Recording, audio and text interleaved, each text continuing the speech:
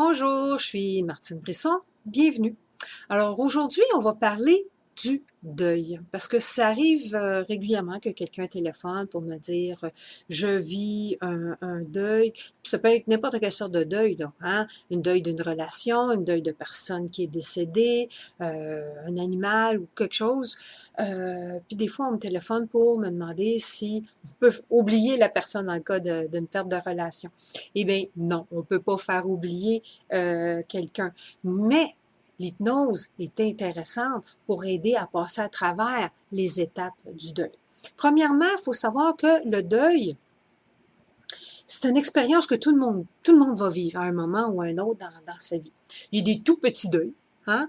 Si je perds une boucle d'oreille, ben c'est plate, hein? Mais je vais m'en remettre. Hein? C'est quelque chose que c'est un petit parce que là pour moi ils sont spéciales ces boucles d'oreilles là, mais je vais m'en remettre. Hein? C'est pas, je passerai pas un mois là-dessus là. Hein? Donc il y a des tout petits deuils, il y a des deuils aussi qui sont beaucoup plus importants dans le cas de peut-être d'un travail qu'on aime, d'une personne que vous aimez, peu importe. Alors il y a des tout petits deuils et il y a des grands deuils, mais tout le monde passe à travers ça à un moment ou un autre de leur vie. Ce qui est important à se rappeler, c'est que le deuil est un processus.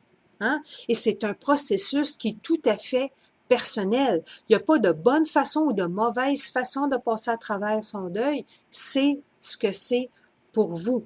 Hein? Alors, mais c'est un processus à lequel on doit passer à travers. Hein? Il n'y a pas de shortcut là-dessus, là. C'est un processus à laquelle qu'on doit passer à travers. C'est un processus qui est tout à fait naturel. Mais c'est un processus qui n'est pas en ligne droite non plus. Hein? Ça, on va en revenir tout à l'heure. Mais pour revenir à l'hypnose, c'est que l'hypnose, elle va vous aider à passer à travers les processus, surtout lorsque vous êtes pris à une étape. Et là, c'est là que l'hypnose peut vous donner le coup de main pour passer à la prochaine étape, afin que la personne puisse ressortir à l'autre bout là, comme étant une personne complète. OK?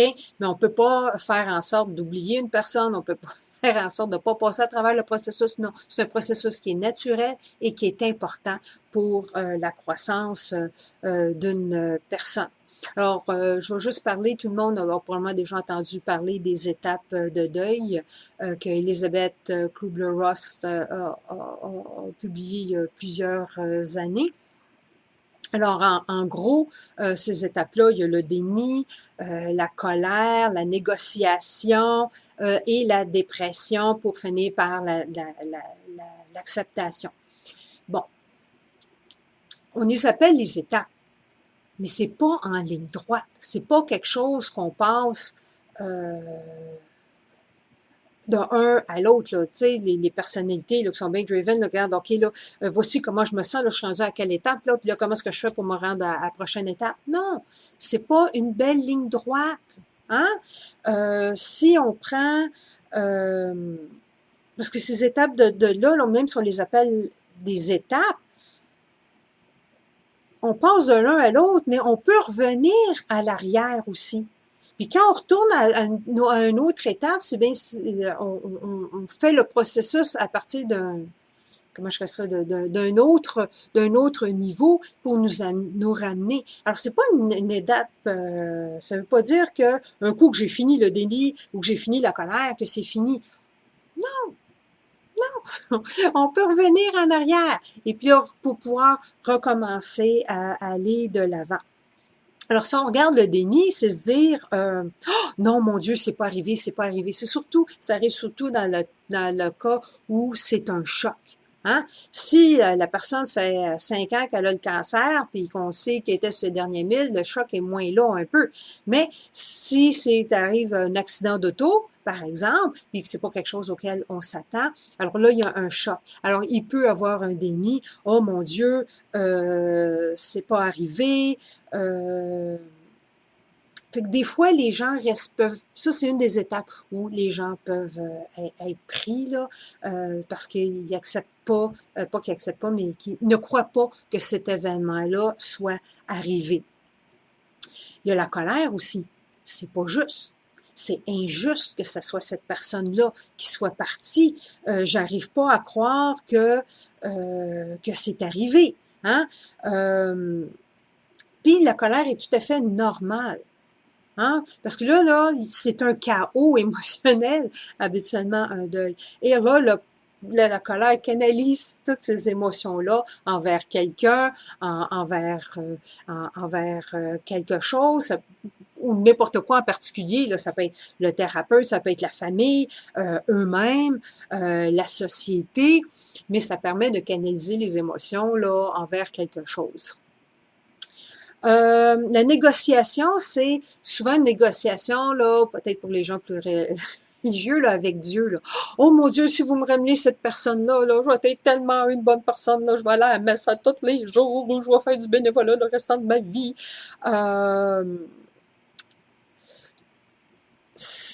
Il y a une genre de négociation. Les gens qui sont pas croyants peuvent peut-être faire une négociation avec la personne qui est décédée. La dépression, elle peut venir parce qu'il y a un trop plein d'émotions. Il y a juste un trop plein d'émotions.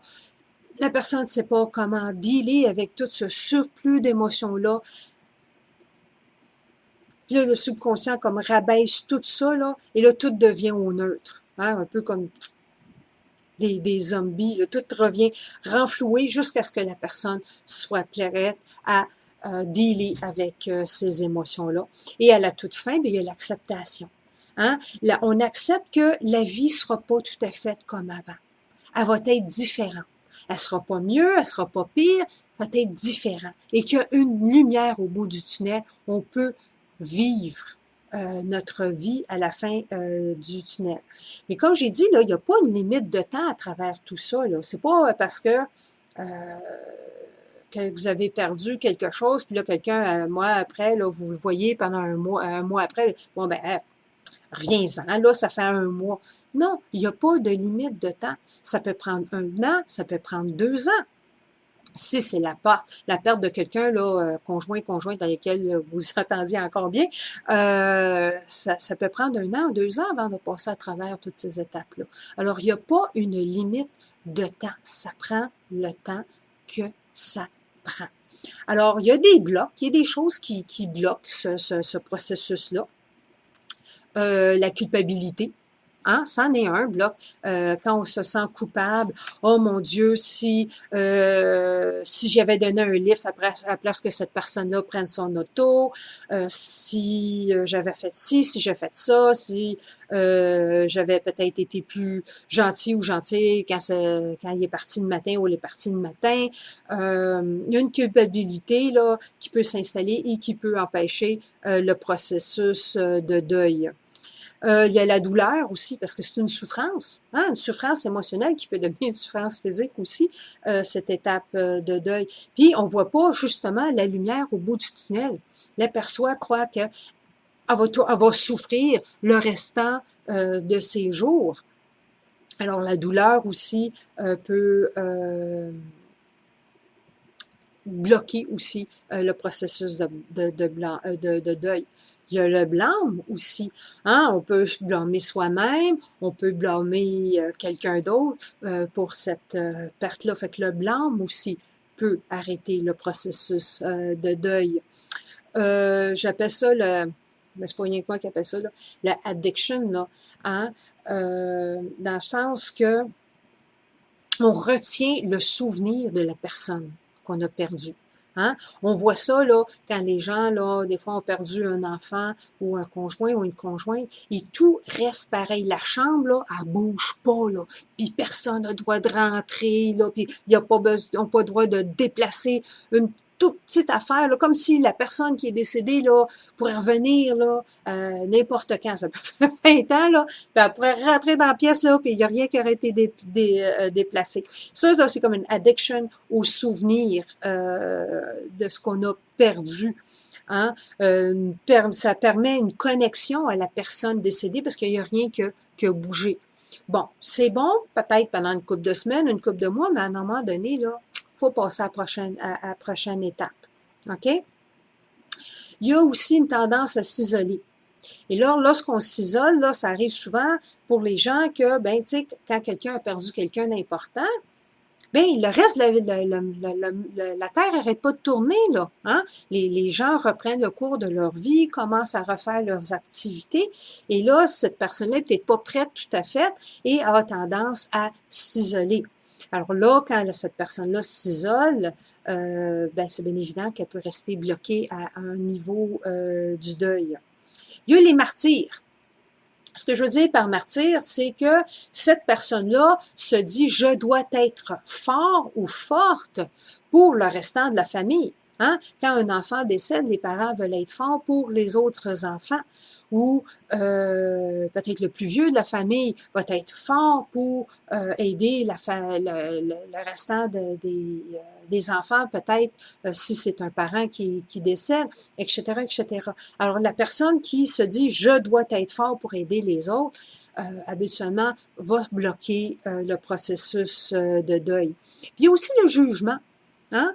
Tu sais, comme justement, là, mettons que ça fait 6 mois que vous vivez votre deuil, mais le jugement des autres, en bon, ben OK, là, passe à la prochaine étape, là, moi, je n'ai assez de t'entendre parler de ça, hein? Ou le jugement des hommes, surtout aussi, là, eux autres, ils n'ont pas le droit de broyer, hein? Il faut qu'ils restent, là, de marbre, hein?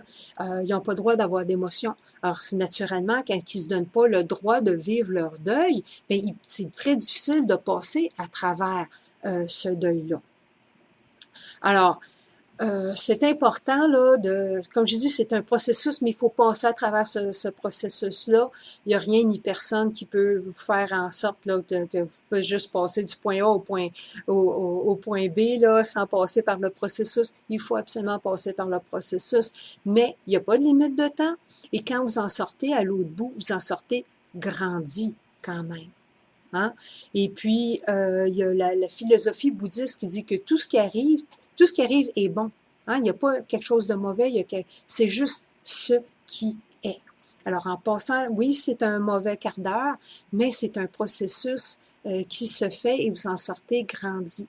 Et là, l'hypnose peut vous aider à passer à travers d'une de ces étapes-là afin que justement vous repreniez le pouvoir sur votre vie et retrouver une vie normale qui est pas pareil comme avant, naturellement, parce que là, il y a la perte d'une relation avec quelqu'un ou avec quelque chose, mais c'est différent. C'est pas mieux, c'est pas moins, peut-être ça pourrait être même mieux, hein, mais différent, et que la vie reprend son cours et que vous en sortez grandi. Alors, c'est tout ce que j'avais à vous dire aujourd'hui. Alors, là-dessus, je vais vous souhaiter bonne semaine.